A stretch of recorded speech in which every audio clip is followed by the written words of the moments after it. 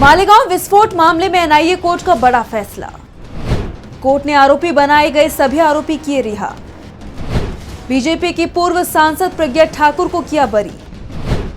न विस्फोट न फिंगरप्रिंट, कैसे बरी हुए आरोपी। तारीख 29 सितंबर 2008, महीना रमजान का था। ये इस्लाम में रोजे का सबसे पवित्र महीना है। मालेगांव की हमीदिया मस्जिद के आसपास जबरदस्त चहल पहल थी। रात के करीब 9:35 का वक्त था। तभी मस्जिद के करीब भिखू चौक पर जबरदस्त विस्फोट हुआ। ये कोई आम धमाका नहीं था, बल्कि विस्फोट में RDX का इस्तेमाल किया गया था।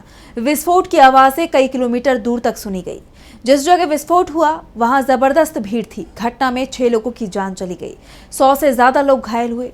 बम एक LML फ्रीडम स्कूटर में लगाया गया था। इस मामले में पहले महाराष्ट्र ATS ने जांच की और फिर 2011 में ये केस NIA को सौंप दिया गया।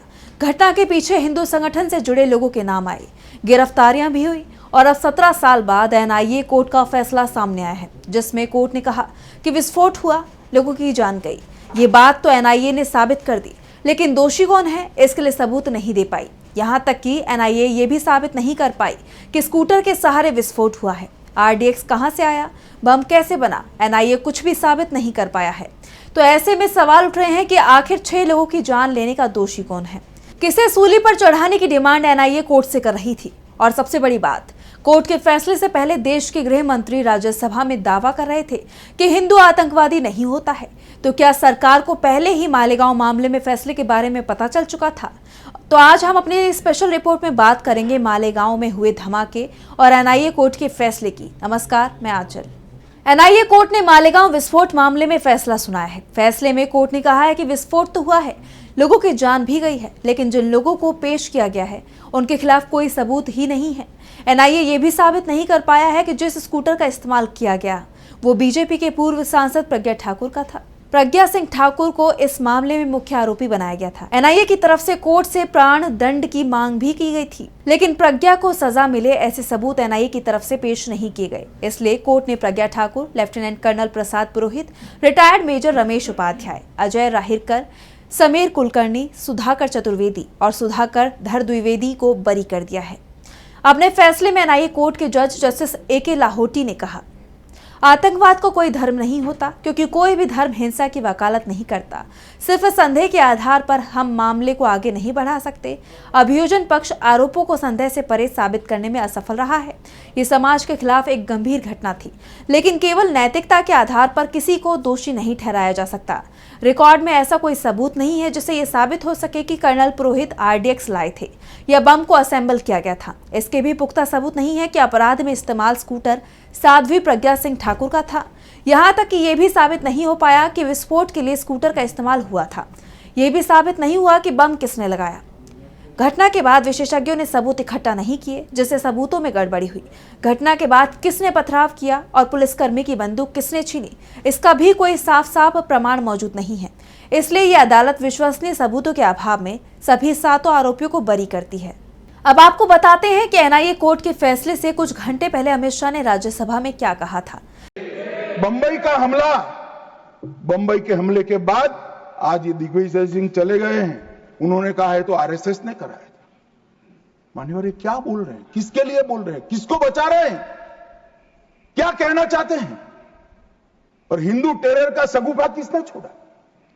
मैं आज दुनिया के सामने, देश की जनता के सामने गर्व से कहता हूं कि हिंदू कभी टेररिस्ट नहीं हो सकता। शाह ऐलान कर रहे थे कि हिंदू आतंकवादी नहीं होता है, जबकि मालेगांव केस में जिन लोगों पर मुकदमे दर्ज थे वो आरोपी थे, वो सभी हिंदू समुदाय के ही थे। सभी आतंकवाद फैलाने के ही आरोपी थे। देशद्रोह का मुकदमा था, लेकिन सभी बरी कर दिए गए। वैसे एक बात और बता दें कि NIA केंद्र की जांच एजेंसी है जो गृह मंत्रालय के अधीन काम करती है। अब ऐसे में NIA कोर्ट के फैसले से पहले गृह मंत्री का बयान सवालों में आ गया है। लेकिन यहाँ सबसे बड़ा सवाल कि अगर कोर्ट ने सभी आरोपियों को बरी कर दिया तो फिर दोषी कौन है? विस्फोट किसने किए? किसने 6 लोगों की जान ली? और क्या NIA फैसले को सुप्रीम कोर्ट में चुनौती देगा? वैसे चुनौती देता भी है तो भी सवाल तो बने हुए ही रहेंगे कि सबूत कहाँ गए। पहले जहां NIA की तरफ से दावे किए जा रहे थे कि उसके पास इस केस को लेकर पुख्ता सबूत है, फिर वो कोर्ट के सामने क्यों नहीं आए?